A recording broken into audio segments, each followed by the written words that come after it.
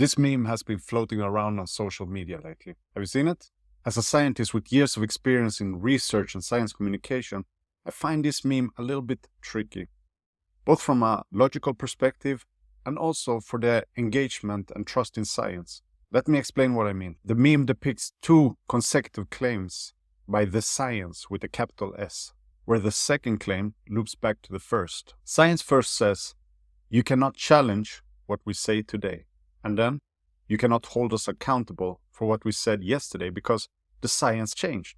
And then it repeats. The meme might seem straightforward, representing today's discourse, especially if we recognize that specific parts of science suffer from conflicts of interest, biases, corruption, and lack of transparency. So what's wrong with the meme then? Well, the meme vaguely encapsulates the claims of different voices, making the message confusing, dishonest, and misdirected. And although I don't hide away from criticizing science, the meme makes the critique of science challenging to specify. What does it critique, really? To the meme creators, I'm almost sure your beef is not with science. Let me explain. Let's analyze this meme, and then by the end of the video, I explain the possible implication of such memes.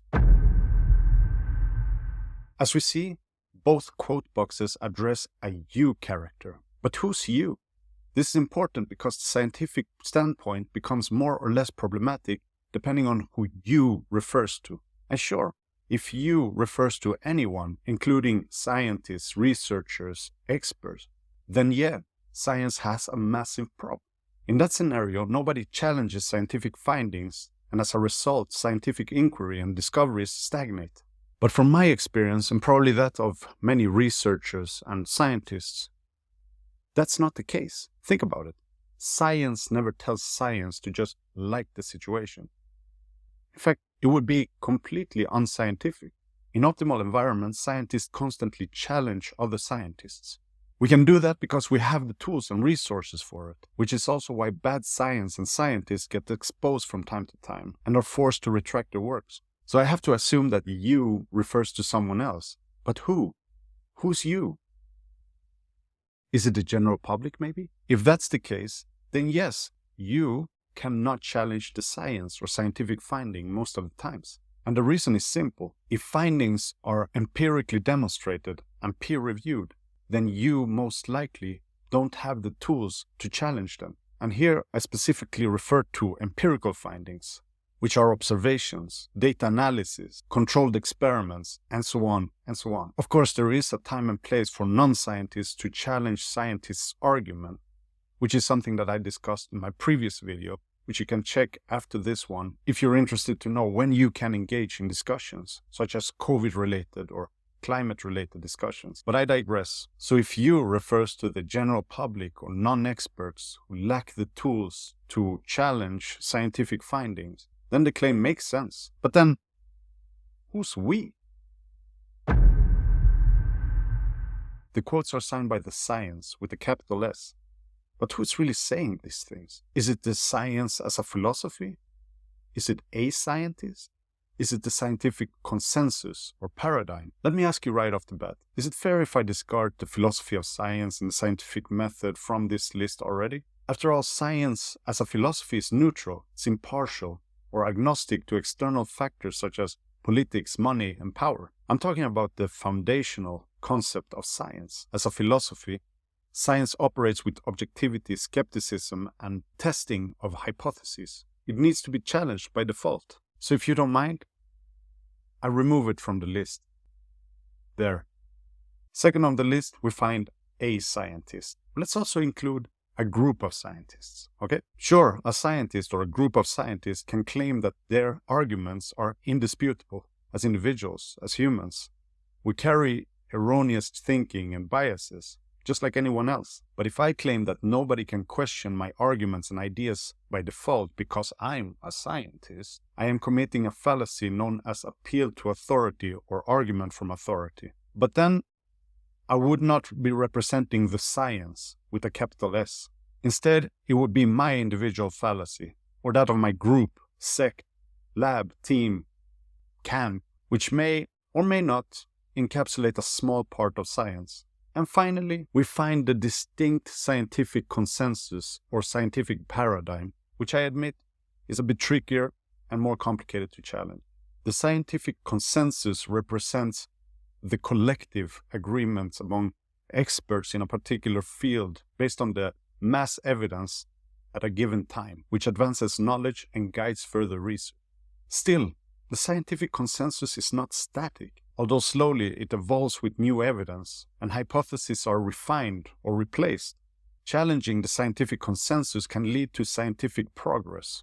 But it requires robust evidence, rigorous analysis, and peer-reviewed scrutiny. Dissenting voices within the scientific communities are the ones that encourage debate and also prevent us from falling into dogmatism. So while the scientific consensus may appear solid or difficult to challenge, it's essential for us to examine or revise knowledge if we seek further understanding.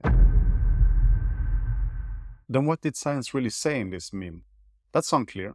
But I have to assume that it's something corrupt, erroneous, or negative, since after all the meme criticizes the science with a capital S and its followers. Still, knowing what we know about science now, we also understand that flawed and corrupt arguments indicate individual or group interests or flawed conclusions that the scientific community and or the public eventually can correct. So depending on your angle to this meme, I dare saying that the meme is incorrect. It's wrong in so many ways. The general public or non-experts will likely not be able to challenge the scientific consensus. So if it is about the democratic values of science, it fails to acknowledge this. And science as a concept or philosophy doesn't reject challenges. So if it wants to highlight scientific conservatism, then it's just plain wrong. Because at its essence, the science, with a capital S, doesn't have an opinion. And then science as a concept doesn't encapsulate individual scientists or scientific groups' biases or interests, making the meme an overgeneralization if that's what it's trying to highlight. And I understand the provocative and attention-seeking nature of this meme, but I prefer more specific language. If you want to criticize the corruption in science or conflicts of interest in science, biases, lack of transparency, then say so, point this out, because believe me, they exist. Now, if you ask me, this meme, like any other meme, is an oversimplification. It oversimplifies the complexity of the scientific discourse. It fails to acknowledge the dynamic nature of scientific inquiry. And while I suspect what this meme is trying to criticize, that is conflict of interest, corruption, biases, and so on, I believe this type of representation of science is dishonest and misguided. It ultimately hurts the dialogues between scientists and the general public, giving the impression that science is static, elitist, and unfair by default. Ultimately, we should all engage with science critically and constructively. And it's good to understand that skepticism and debate are crucial for us to advance our knowledge. This video here explains the balance between scientific authority or expert authority and public engagement. So if you're interested in learning a bit more about that, check it out. Also, hit the subscribe button if you're not already part of this tribeless movement where we dissect thinking and communication critically. Apart from that, did I miss anything? Let me know in the comments. But until next time, peace.